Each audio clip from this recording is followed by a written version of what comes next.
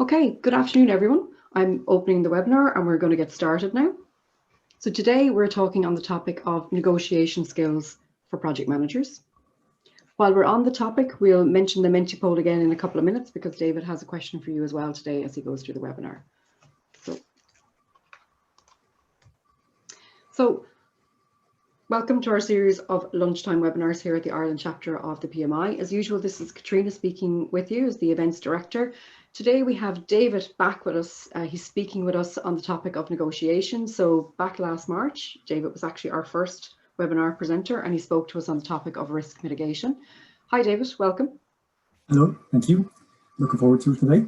Great, excellent. So we have the usual follow-ups and setups for you before we kick off and we hand over to David. So you're familiar with him already and you might see some of his postings on LinkedIn as well. He's got over 20 years experience, but one of the areas that he really likes to focus on is around the technical skills of project management. So hence he spoke to us previously on the whole topic of risk management and he's back today to talk to us about negotiation skills. And it is something that I think we use in our everyday lives, not just as project managers. It's always worth being reminded of some of the tips and tricks and some of the processes that happen behind the scenes of negotiation. So if you understand it, it might help you to be a better negotiator. So David, thanks for joining us today. Yeah, I look forward to it. I do have a couple of tips in the middle as well as going through some of the basics. So excellent. So guys, before I hand over, we always welcome your input. So please grab your phone, go to menti.com and use the code that you see in front of you. It's 8178581. Let us know where you're joining us from in the world today. Let us know what kind of an organization and what sort of a job you do in the area of project management. And David, as I said, also has a question for you as well. We're going to try and hold questions and comments to the end. So we do have a slide for you to pop in any questions or comments that you do have for David, and we'll keep some time at the end for those. Okay, so without further ado, I am going to stop sharing, David, and let you take over the reins. Perfect. Thank you. Okay, so I'll kick off. As I said, my name is David O'Brien, and I'd like to share with you how negotiation skills have helped me as a project manager. So even with all of the courses that I've taken on negotiation and all of the books that I've read in negotiation, quite a lot, and all of the studying that I've done in negotiation, none of that hit me like the singular impact that it had on me, such as when my headphones broke. So picture it. I travel in and out of work and I was getting more and more frustrated in my job as an e-commerce project manager. There was nothing I could do to please my counterpart. So we'll call him Bob. He was very, very unreasonable. And it wasn't until one of my headphones stopped working that the project details started to ruminate around in my head. And I was jolted into reality and had a breakthrough. So firstly, we'll back up a little. So Bob didn't seem to care. He just wanted more and more. He kept on asking for more and more change requests. I felt he was being very unreasonable. I mean, surely as a project manager, he knew the risk that he was putting the project under in order to, or when he was doing this. But as soon as I mentioned the risk to him, then Bob escalated straight to senior management every single time. So for me, I just felt that he didn't seem to care. We were unable to move the go live date, and this was a big problem. So sitting on a bus with broken headphones, I knew I had to do something, and that's when it hit me. So just to give a bit of background in this, Bob was, he raised a change request, as I said. He'd raised the change requests. We had a contract. The contract was set in stone. The agreements were all set. We had delivered all of the scope and the functionality that we were meant to do. It was to a high quality. It was within the schedule, but it didn't seem to matter. Kept on escalating, as I said. And so it was only around then, sitting in the bus with the issues, that it hit me. One of the key tenets of negotiation actually applies here. I needed to separate the person from the problem. Bob wasn't the problem. And so focusing on him wasn't actually going to help me. So I needed to go back to the drawing board and with a blank canvas, I needed to look at the situation again. So as with any negotiation, we can picture that we would need a most likely agreement that we're going to come out with. So we'll just note that down. And then we'd have a least preferable outcome. So after which point you're going to have a reservation about the deal itself. You're going to have to consider whether you want to walk away from the deal or not. And then the complete opposite side to that, you'd have your stretch goal. And that's kind of in a line. It's one end and the opposite of the spectrum. Outside of that, you have what's called a BATNA, or a best alternative to a negotiated agreement. So that's not the agreement itself. It's not within the scope of the deal. It's completely outside of that. Your counterpart, the other party, has exactly the same, but just in a kind of a mirror image of this. Now, in this instance, if I had thought about it, which I hadn't at the point, we would have noticed that 10 change requests were being asked for. And really what they're asking for there is their stretch goal. And what we were kicking off was a negotiation, and we were looking to see how, well, I suppose you never accept your first offer. So we were looking to engage in that. So inside of those 2 points in the kind of where these overlap, we have what's called a ZOPA, or the zone of potential agreement. And that's where you're going to get your agreement. Everything else sits outside of that. So our BATNA sits outside of that, and their BATNA sits outside of that. As we focus on the zone of potential agreement, really what you want to do is you actually want to look at everything else first. You want to make your BATNA as big as possible. So you want to give yourself as many options as possible. You want to, I suppose, you want to give yourself as many options, but you also want to decrease the amount of options that they had. So in this specific instance that we're talking about now, one of the options that I could look at decreasing would be to stop Bob from going to senior management at every single turn, and how we would do that. But before we go any further on this one, I want to just bring it back to project management again. So in this instance, I'm talking about a go live, but actually this negotiation and this kind of setup applies to everything from negotiating internally for your key team members. It involves negotiating the scope, cost, and schedule objectives with your counterpart, so with the client company. It involves negotiating release notes, acceptance criteria, go-no criteria, assignments, roles and responsibilities, resources and prices.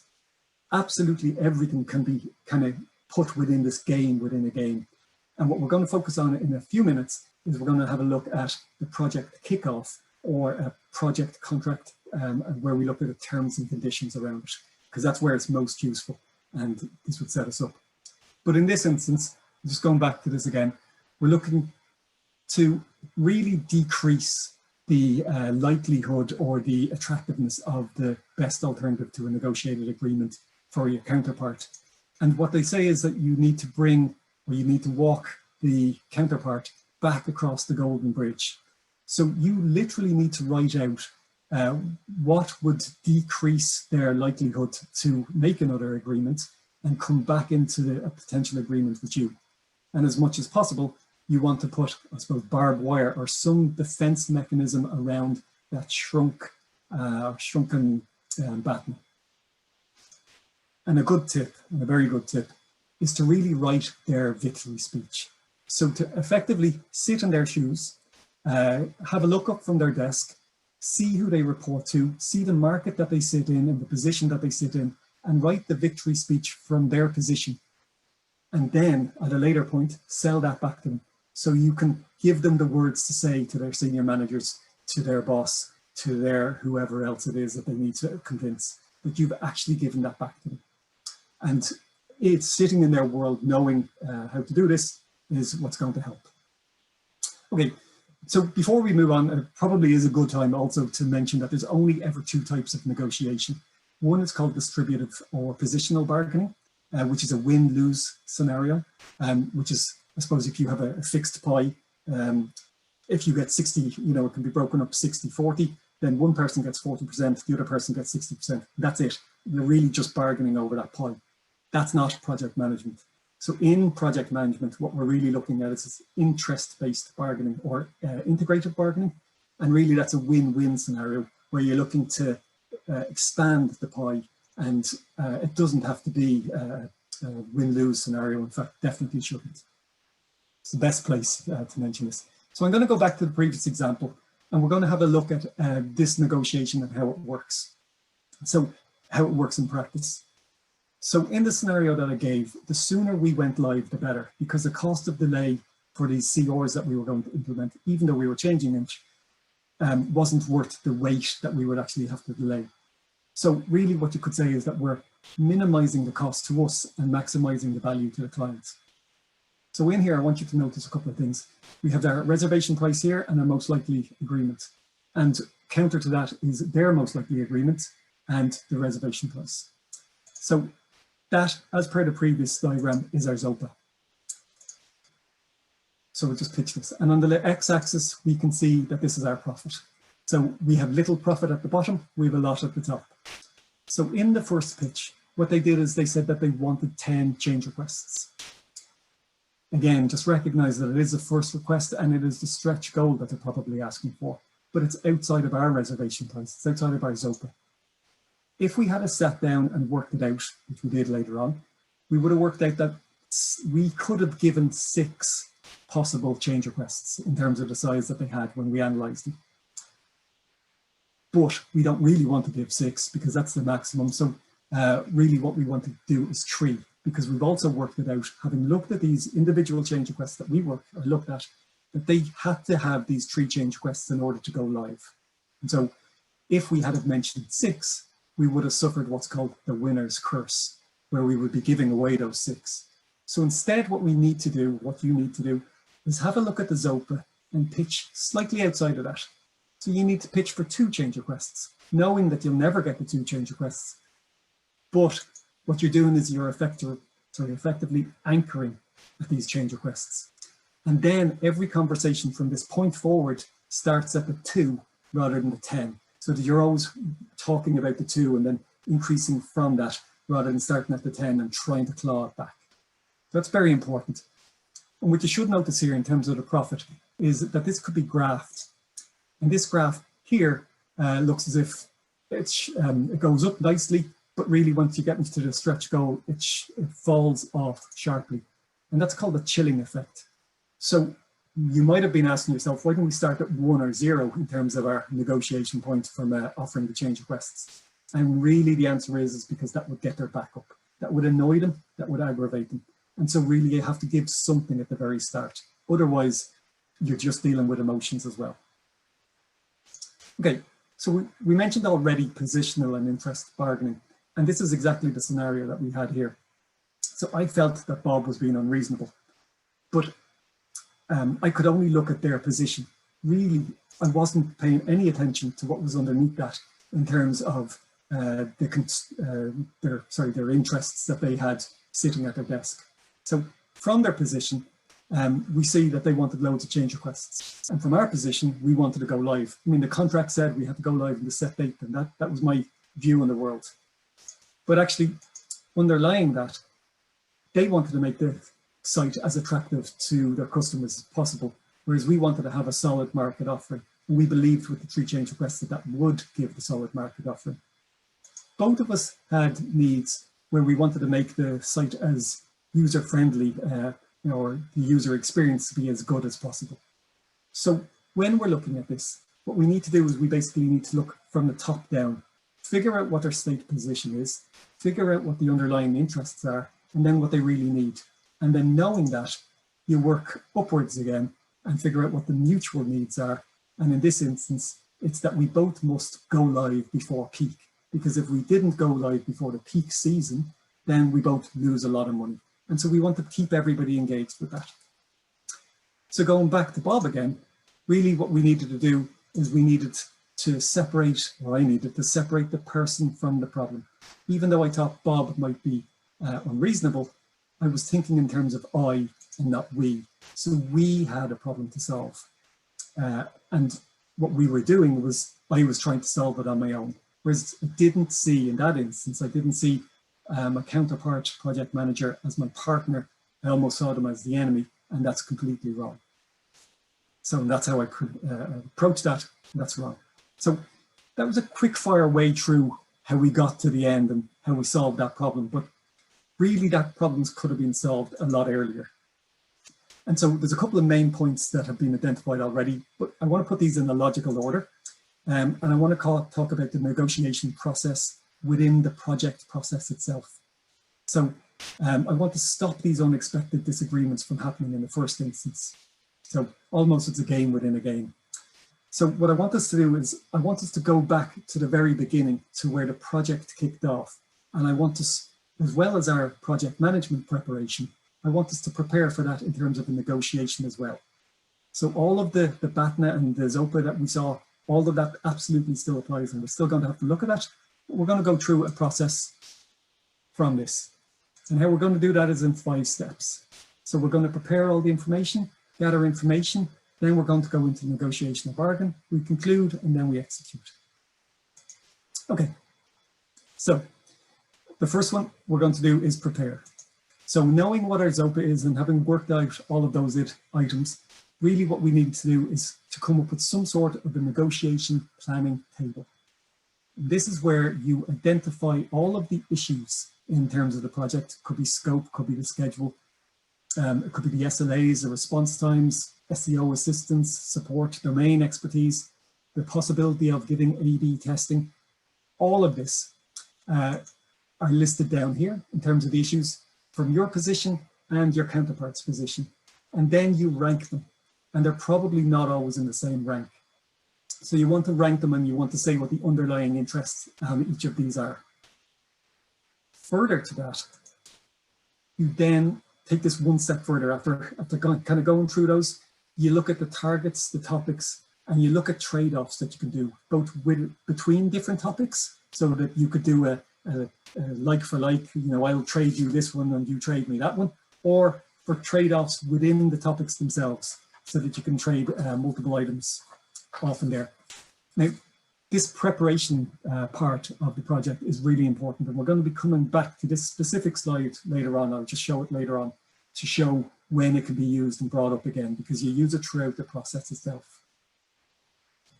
So as we're preparing, and we have not entered into any negotiations whatsoever at this point, but we know that we're going to have face-to-face discussions, or probably, in relation to the project negotiation or the contract kickoff. As we do that, really what we want to do is we want to engage with our counterpart first, and we want to build up a kind of a negotiation structure.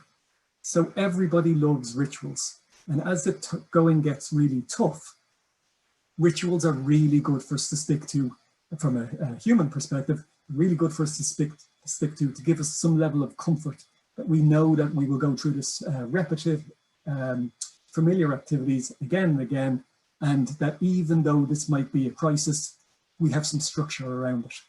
So just note that you do this beforehand. You gather the information, you talk to them and say, okay, when we meet on day 1 and day 1 to 5, we're going to list today's agenda. We're going to go through all of the achievements that we made from the last session. So we're going to build up the team and make them positive. We're going to list all of today's goals that we plan to achieve. And we're going to list all of the items that we need to complete before this session. So kind of abstracting those. And then we do that on a daily basis. That ritual will be nice, even when we're lost, as I said, at sea. We can still come back to these and people can take solace in them. Again, kind of within that again, there's a couple of principles from from negotiation that you kind of need to overlay here. One of them, and we'll get to it later on, is you need to listen. Almost 5 times more listening than you need to speak. And if you do speak, you should be asking questions. And they're open-ended questions, and they're broad questions. So the broad questions at first, and then you focus in on the real question that you want to ask, because that gets people's minds working in the right way. Again and again, you really, as much as possible, need to build on common ground. So keep on building on the agreements that you've made and the progress that you've made as you're going through this. And so you want to emphasize agreements, but also build on each other's ideas, and then keep on summarizing. Paraphrase this back to them. Sometimes it's good to describe emotions, especially if you're feeling frustrated with a specific topic. Don't just let that frustration come out. Maybe verbalize it and say, I'm frustrated with this. That gets it out there, and it acknowledges that this has happened, or that you might be angry with it, and allows them to deal with it as well. So It's not part of the negotiation, but it's a couple of principles to stick to as you're going along. Having prepared for it, or prepared in terms of that way, really what you're doing now next is you're looking to gather information. This could be a team of people gathering information from a multitude of sources. You do not want to just look at the project and the project itself, but you actually need to look at the company that you're going to be dealing with, the client company. Maybe go back into revenue if it's Irish or the CRO. Have a look at their registration details. Have a look at who they are as a company. If they're listed on the stock exchange, have a look at where they've been performing. Have a look at the multitude of analysis that people write about them. See what pressures they're facing. See if somebody's already done a SWOT analysis for you. See what threats they're trying to stave off with this project. See as well if you can have a look at the company's website in terms of the principles and mission statement that they have. Note those down, and when you're looking to build an agreement, see if you can paraphrase or parrot those principles back to the counterpart that you're talking to allow them to adopt it, to allow them to write this into their victory speech. Have a look in advance as much as you can at who these people are. So who are they? What motivates them? How can you, or do you have a rapport built up with them? Do you have similar interests? Look at LinkedIn, Twitter. Wouldn't advise Facebook, but Google them, see if you go in there. Sorry, and the reason why I wouldn't advise Facebook is it's too intrusive. If they have not locked and set up their privacy properly, then you're probably seeing too much that you don't want to see. So, but there are a lot of other sources that you can have in there. Have a look at the company itself. See how the company operates in terms of jobs and websites. So Glassdoor, Indeed. Have a look at all of those. Go in absolutely armed to the hilt with information. You won't do this in a shortened time frame, but you might be able to do it very easily with a team. Okay, having done this, we're on to the main part. And this is where I'm not actually going to give you most of the, what you think is the practices and processes, but most of this that I'm going to mention here now is going to be the tips. Because the tips at this point might seem a bit silly, but they're actually really important. And you won't understand how important they are until you actually go through them and realize, I suppose. So first one, you make a great first impression. The first 10 seconds of you meeting your counterpart are pivotal. And really you need to figure out what their dress code is in advance, again, having done the preparation, and dress slightly above that. So if they're business casual, dress in your best business casual.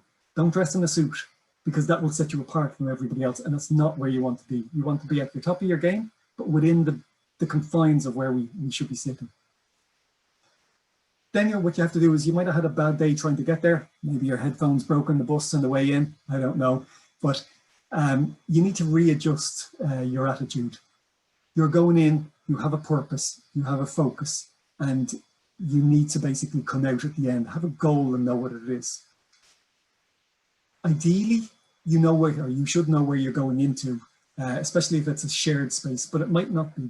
So you need to almost visualize as you're walking into the room that you're going to make deliberate movements, deliberate steps. Don't fidget and make your way straight to the desk to sit down. Know when you're sitting down what you're going to do next. And I know this seems really silly, but it is the first impression that they have of you. So what you're going to do maybe is take out your laptop, take out your pen, pencil, set it all in front of you and sit and wait. Do not fidget. If you're nervous and you need to talk and you're talking to someone, obviously look them in the eye, but sometimes that's really difficult for some people. So maybe try and catch a couple of items, say, you know, what is their eye color? And even note that down. Make a mental note that you will catch that person's eye color or note that person's eye color so that you'll be forced to look in their eyes. Stand up straight, meet their gaze, raise your eyebrows slightly, it seems welcoming, shake their hands firmly, smile, lean in properly. Don't lick your lips. Be hydrated before you walk in. Okay, so that's the first couple of seconds as you're walking into a room. It will set you apart. It'll mean that you don't fidget. It'll mean that you're focused. You will look focused and you look as if you mean business.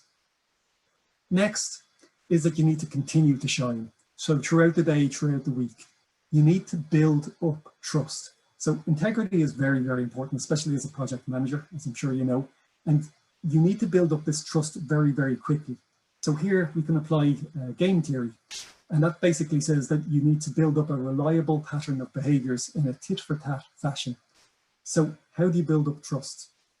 Firstly, it's through reliability. It's through flexibility. Maybe deliver the unexpected and think about it in advance. What is the unexpected for them? How can you deliver that within that week? Don't overpromise, over-communicate, and look to become their genuine trusted advisor. Maybe you would know something about the market that they don't know. Show that you have competence, reliability, and integrity. Make that shine through. Then ask as many questions as possible and focus on the process. Now, for a lot of people, you're thinking, yeah, that all sounds great, but personally, I don't like negotiation, or I'm very nervous at it. So there's two main tips that I use here. One is to negotiate on behalf of someone else. Now obviously you're probably negotiating on behalf of a company, but even that, it's still a personal issue. So maybe what you should do is you should look to your future self and negotiate on behalf of your future self. Same way that you put all of the kids' toys away or empty the dishwasher the night before you go to bed. It's because your future self will thank you when you wake up in the morning because it's already done. So do this consciously on behalf of your future self. Do it on behalf of your family. And maybe ask yourself, how much, if you don't want to negotiate, how much are you going to pay in order to avoid the discomfort of negotiation? 5 minutes of, or even half an hour of discomfort could be saving you thousands and thousands of euros. And really, you just need to quantify that. And I find that really helps me figuring those things out and actually going ahead and playing that role. Okay. Next one, you need to, or if you can, try and sit at the same side of the table as your counterpart. So when you don't sit at the same side of the table, which is completely normal, you have a big obstacle in between you and your counterpart. But if you sit side by side, it reduces the adversarial conflict and it helps you build up that rapport a lot quicker. So try and get all of those barriers out of the way if you can. This one is so key and nobody's going to do it as much as you think you should do it because everybody will have all of these deadlines. But you need to go slow in order to go fast. Slow everything down, including your tone and your language. So, what you can do is you can talk in an abstract sense. Say that the team should fix bugs rather than the team must fix 15 bugs in order to progress to SIT or to user acceptance testing. Speak in a very abstract sense before getting very specific. If your counterpart includes procurement department, then I can tell you that they don't care about you and the project as much as you think that they would care about you. But what they do care about is sunk cost. So the more they stay in the room with you, the more sunk cost they have invested in you, and the more they want a good outcome. So use that to your advantage, especially some of these processes are long and or lengthy before you get to them. Don't get uncomfortable with the length of time that this is going to take. And not a key tip, but a good tip would be to try to avoid as much as possible telling your counterpart what your real deadline is. Not your real project deadline in terms of the end point, but the negotiation or this end point. So maybe you have your setup and you're meeting them Monday to Wednesday. Don't tell them that you could potentially stay till Friday. Because if they think that you're staying till Wednesday, then most of the bargaining and the concessions are going to happen close to what they think the deadline is, and that's going to be Wednesday. And if you need to concede on the Wednesday, then you're going to be putting yourself in a bad position. If you know that you could potentially go to the Thursday and Friday, then you're not going to be conceding and you're not going to be bargaining as hard as they think they will be or you will be. A good point to note that this one is just in the moments before you agree anything, you have all of the leverage and you can use that in any way that you want, obviously ethically, but you have it. Once you give something away, it has been taken away from you and you're not likely to get much rewards afterwards. So definitely bear that in mind. Next one's a cliche, but it's about active listening. Seek first to understand, then to be understood. So active listening is where you listen in order to hear what they're saying and digest and understand what they're saying and not to respond. So don't listen to them so that you can respond back and say yes. So definitely paraphrase items, give verbal confirmations that you, or even non-verbal confirmations that you're understanding what's being said. But basically listen, try and gather as much information from what they're saying or even what they're not saying, so that you can take something to build on, so that you can build it back into the negotiation. Again, you want to be using it, what they're saying, and you want to be building on that. On the inverse, when problems arise, don't absorb them. They are their problems. They have stated them as their problems, and they don't suddenly become your problems just because they're being told to. So a good way around that is to ask them how, or use how statements, and to maybe say, how would you solve this problem? Or how do you believe that I should solve this problem? And get them to walk you through it, as uncomfortable as it might be for them. So if they're asking you for 10 change requests and there's 2 weeks left in the deadline, how statements, other than I don't know, just do it, which won't get you to the point, will actually cause them to realize that they won't, or it can't be done, and what they're asking for is unreasonable. And for you to invest time to put into that, which by the way is called a snowballing tactic, or a fire hose tactic, is not going to achieve the goals or the aims that they're actually looking for. So sometimes in these negotiations or in the project kickoffs, there's multiple proposals that are put on the table. So when they do make a proposal, don't counter-propose straight away, even though you might have one. Once they make a proposal, they have stopped listening to you, and you need to start digesting what they've actually given you. So prod their proposal, go through it in detail, and see, even with the details that you know, what you can work on, what is common ground, what you can build on. And it goes to the next point, which is build in choices. So as we said earlier on with the slide that I referred to in terms of the negotiation planning table, you already have all of those issues. You've already scoped them and you know exactly what the priorities are. You believe you know what their priorities are and what their top priority is and downwards, and how that kind of bats against yours. And as we said, we were looking for trade-offs at that point. So here's the point to give or to phrase or to pitch multiple equivalent simultaneous offers. They're called mesos, and they're one of the 4 Harvard principles for negotiation.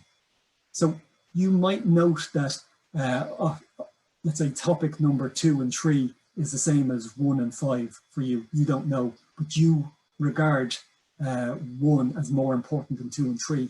That's the point to actually figure those out. So the best way to think of this is that if your goal is to get to 5, 1 and 4, or 1 plus 4 can get to 5, but also so can 2 and 3. So keep it flexible in there. Make sure that you offer them choices. Get them to make a selection within that, because once they have made that selection, they have an intrinsic motivation to build on that, and then they will be more invested in it. So building in choices, as many as you can give them, and getting them to select them will get you the better outcome. Okay, so having gone through all of these negotiations, maybe we've gone through the project kickoff for a week or so at this point, what we're looking to do at this point is to conclude. This probably involves project documents, project charters, the project plan, the scope, but it probably also includes a contract. And from the contract, or even from all of the elements that I've mentioned already, there's only 3 elements that you can actually do in a contract. One is you can take from it, the other one is you can trade from it, or the last point is it's non-negotiable. So you need to know those 3 elements within your contract that are being listed, whether it's pitched at the end of the negotiation session, or it was one of the input documents into the negotiation session. Another tip here is to never give a discount. Salespeople love to give discounts, but what you can do is you can always restructure the deal.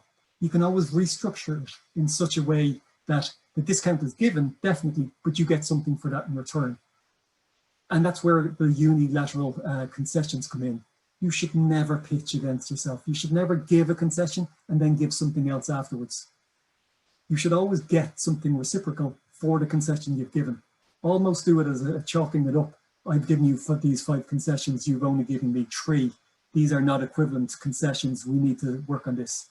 Have it to that level of detail so that they know that they won't escape in order to try and pull any fast ones on you.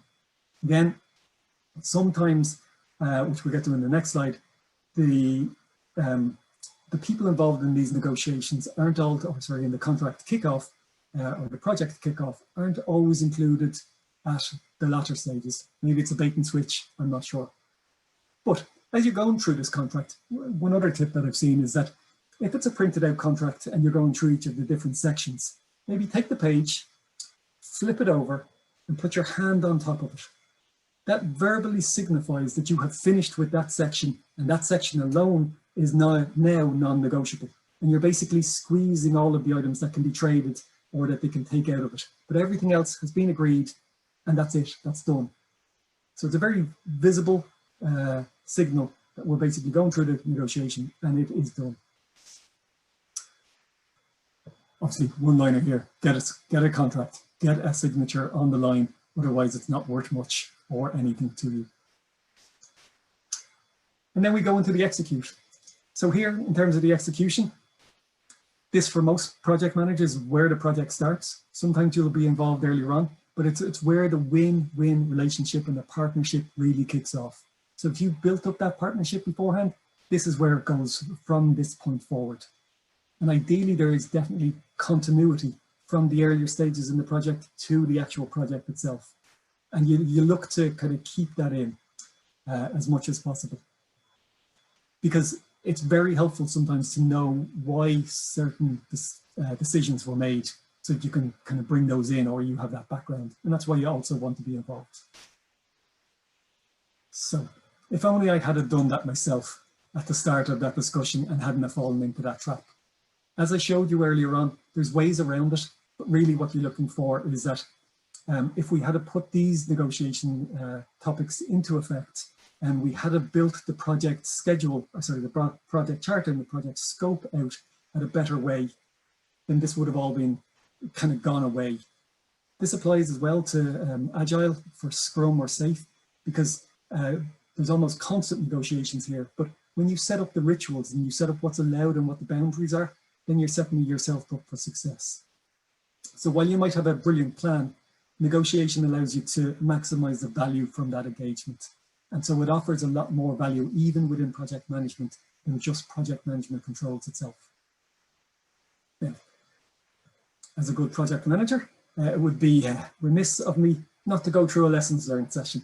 So we're going to do a recap just very shortly, just the key things that I need you to take away from this session. And one of them is to remember the basics. Write out exactly what your ideal goal is, what your reservation point is. Have it hard so that you will walk away from that point, know what your BATNA is, and know exactly where your zone of potential agreement is. Go through the other steps, trying to keep their BATNA as tight or minimal as possible. If I had to recognize that earlier on, my counterpart never would have escalated up to senior management and I wouldn't have got all that noise. The second key point is to prepare. Gather as much information you can, gather it as widely as you possibly can. Sit in their shoes, use empathy, know exactly what they're thinking, or as much as you possibly can, who the people in the room are and what their motivations are. Thirdly, offer choices. Multiple choices, give them something to build on, and it gives them something to invest within and then have ownership over. So as many choices as you possibly can will help the engagement. And then finally, you're not going into this isn't the end of the negotiation. This, for a project manager, is the start of the partnership. And you should view it as a partnership in terms of the win-win solution that you're just about to come up with. And that is it from this point forward. The project manager on the other side is your partner, not really your counterpart, and certainly not your enemy. You have a common goal and you need to work with it in that. And communication is key there as you go through that. And for the most part, that is it. I look forward to the questions that we're going to be asking because I know there's one or two coming up that I'm interested in. But maybe I'll hand it back to Katrina.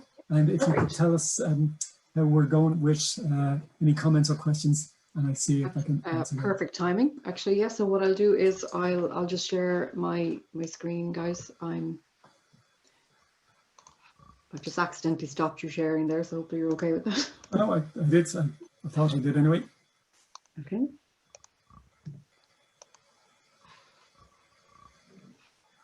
Technology. I do this every time. I get used to it eventually. And really just to kind of show everybody, because we do the little Menti poll in the background as well for people, but it's just to show. We seem to have, I think with the webinars, we reach a lot more people. So obviously because they're not face-to-face sit-down events, which we do miss. We do definitely miss the in-person events, but it is great that people can join us from across the country. So we get a good spread of people, which is really, really good.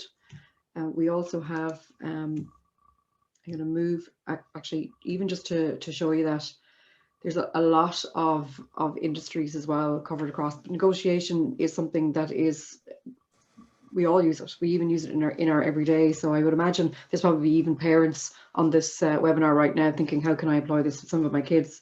But we get quite a lot of different business areas.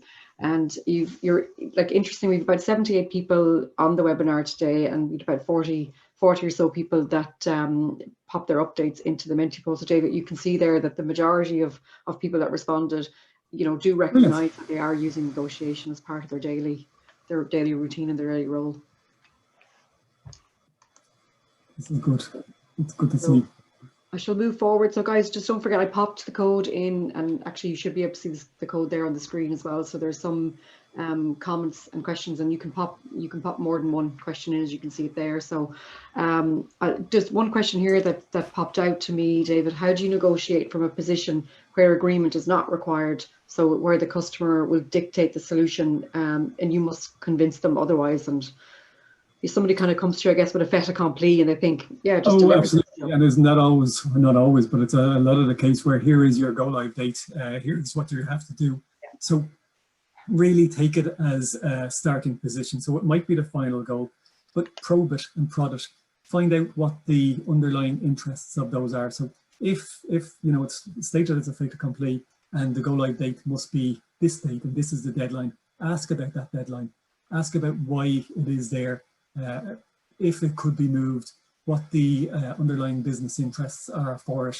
And if you're really stuck for it, walk them through what you need to do in order to get to that, and see if they would have any other suggestions. Basically use that how mechanism to show where maybe it's not even possible, or you need a bit of flexibility for them, from them on it.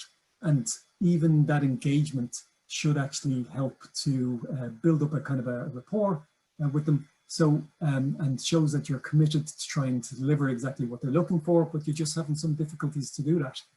So I would probe, prod, in terms of their position, and I'd try and figure out what their underlying interests are, again, by probing and prodding, and see where you have those mutual interests, and you can work from there. So it's kind of going back to what you've said a few times through, which is you're listening, and if you are talking, you're asking questions, basically just trying to see. I think we all get the situation where somebody comes to us with a deadline, and often in our industries, I think they could be regulatory deadlines, so there's a reason for a deadline. But it is always worth asking the questions to try and understand where it's coming from, and maybe that there is some room for movement. And from then that point, from a project management perspective, you're looking at what you can kind of do in terms of whether it's a plan, if the plan could be crashed, what risk that represents. Should note as well in terms of if there's quality implications for that and they do want to crash the plan, then get them to own the risk in terms of quality. Don't take that on yourself just because it's been mentioned. If it's something that they're looking for, maybe note that they have to do it. Maybe they won't be so positive or so happy to actually do that then at that point, and we might put in other measures. But if this all becomes your problem, then I'm sure this is an easy position for the third party to do. So make it a shared joint problem, or even listed as theirs. Very good. Yeah, there's a question there. When a project's not adhering to the schedule, particularly with third parties, any tips for getting that back on track? So the one here actually I find very useful is a low-key pose of incompetence is very handy. So this is there's a 1960s negotiator who, if you assume, is very, very funny, but what he does is he asks all of the questions around this, to get it back on track. He'll go through all of the details around it, around the problem that we're facing.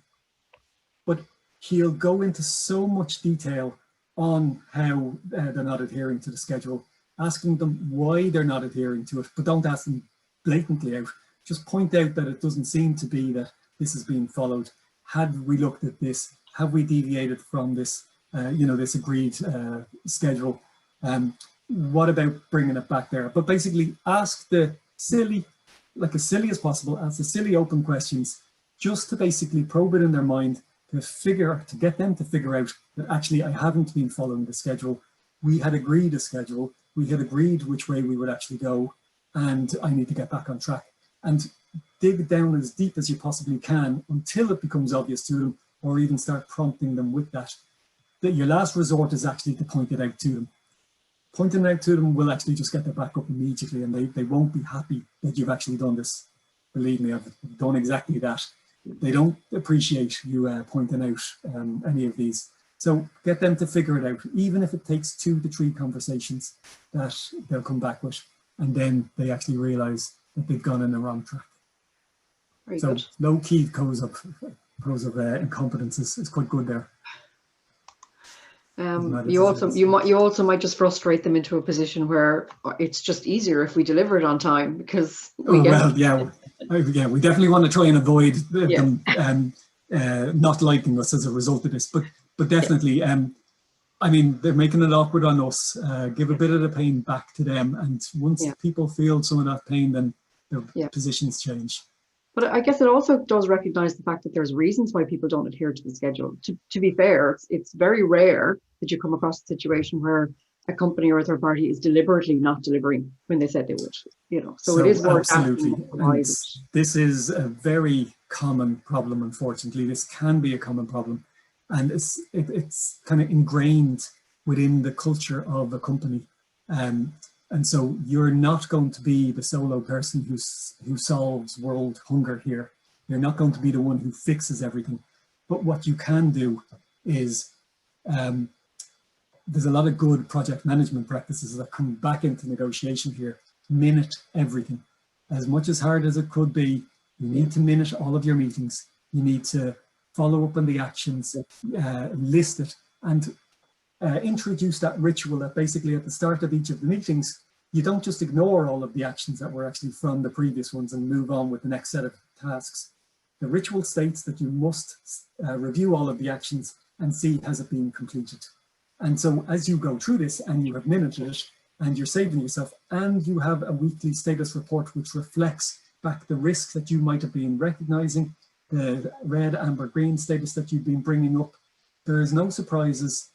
If and when lawyers ever get involved in your discussions, there is a long trail of discussions and documented items where they have agreements in here.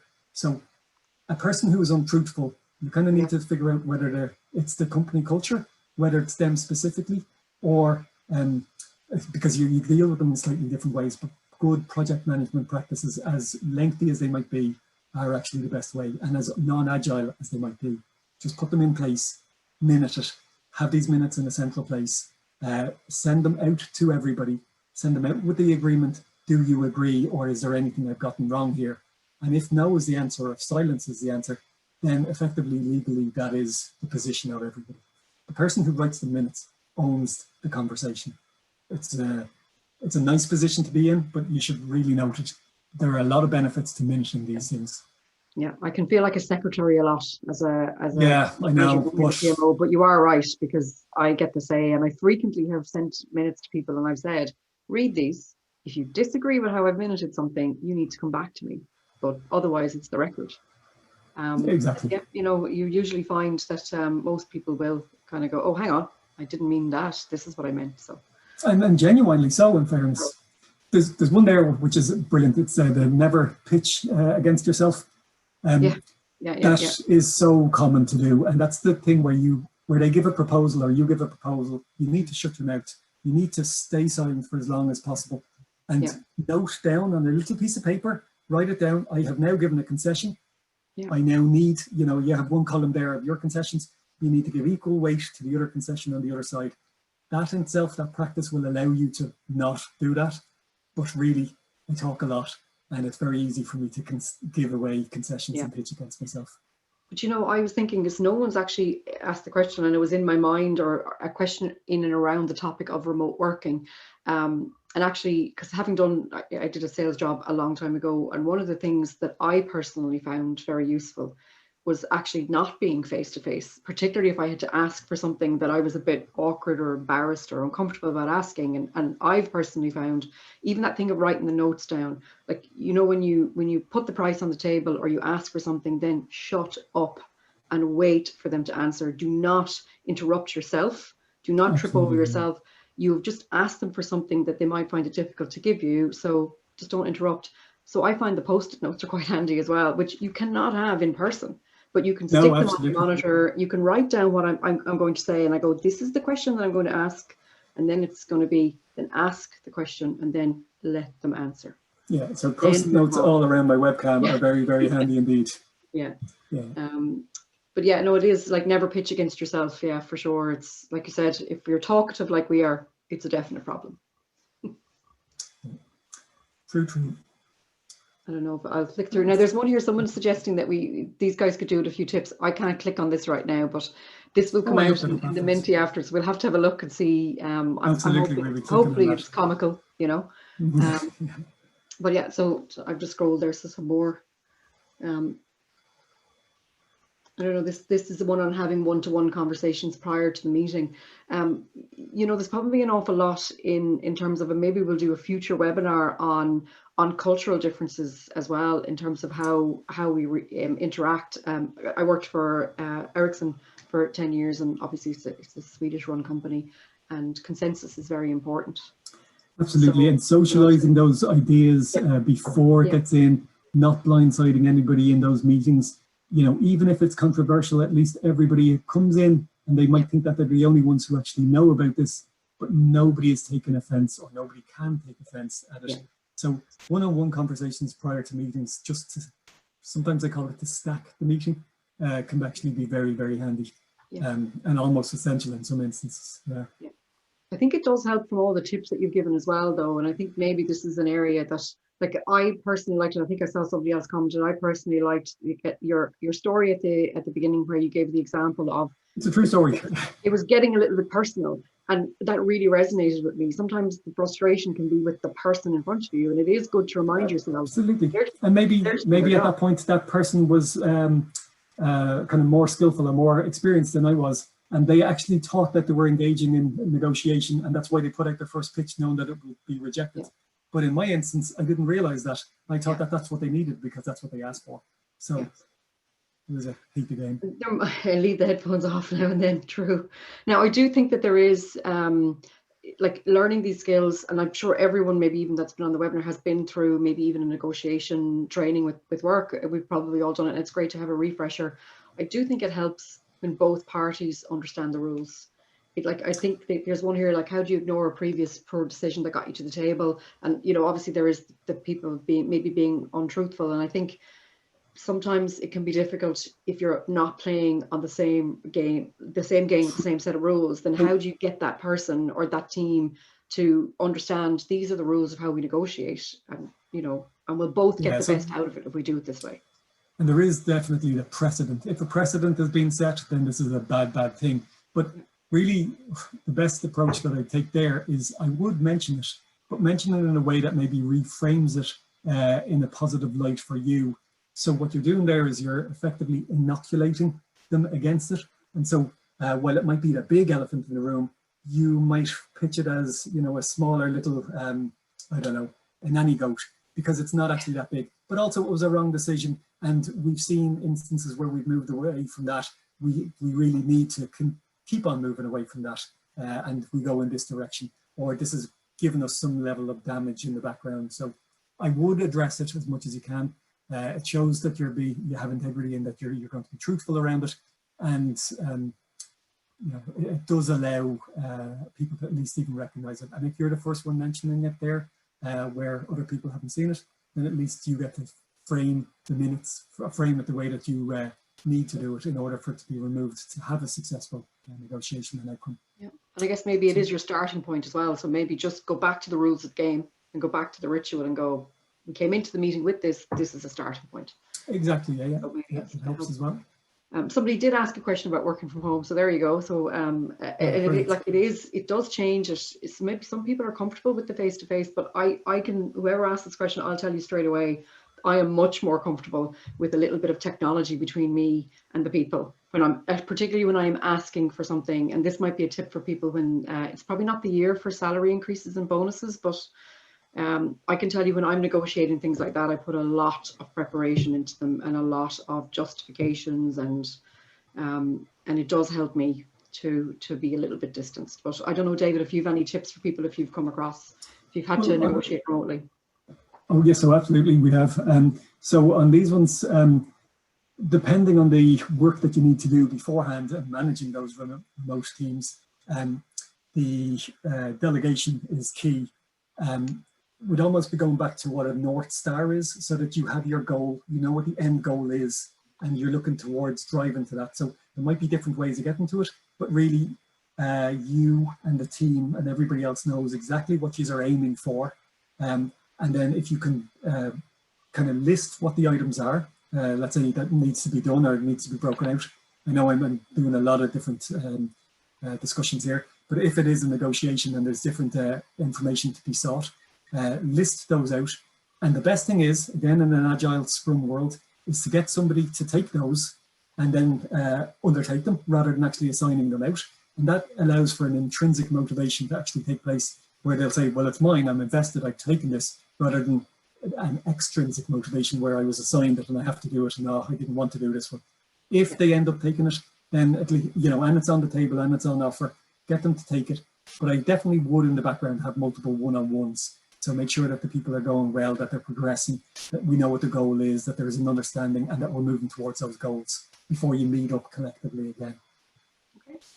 Thanks, David. So you've seen I've just moved off the Mentimeter poll. So we had 78 people join us in total today. So we'd quite an audience because I think all of us have a little bit of webinar fatigue as well. So it's interesting when a topic comes up that interests us. So first of all, David, thank you so much for joining us again. Thank you very much for inviting me. I always say I got some useful tips on it, and it's clear from the comments as well that people did too. And I would say as well that we did talk at the beginning before we went live about probably future discussions, maybe something for a panel discussion as well sometime in 2021. So you might see, hopefully you'll see David back again with us next year. So that moves me on to so as always, guys, if you registered, if you're a PMI member, because we've opened a few of these to non-PMI members towards the end of the year, but if you are a PMI member and you registered with your member ID, we will record the PDU for you, and you can check yourself. You'll get an email from me afterwards, and you'll get an email from PMI.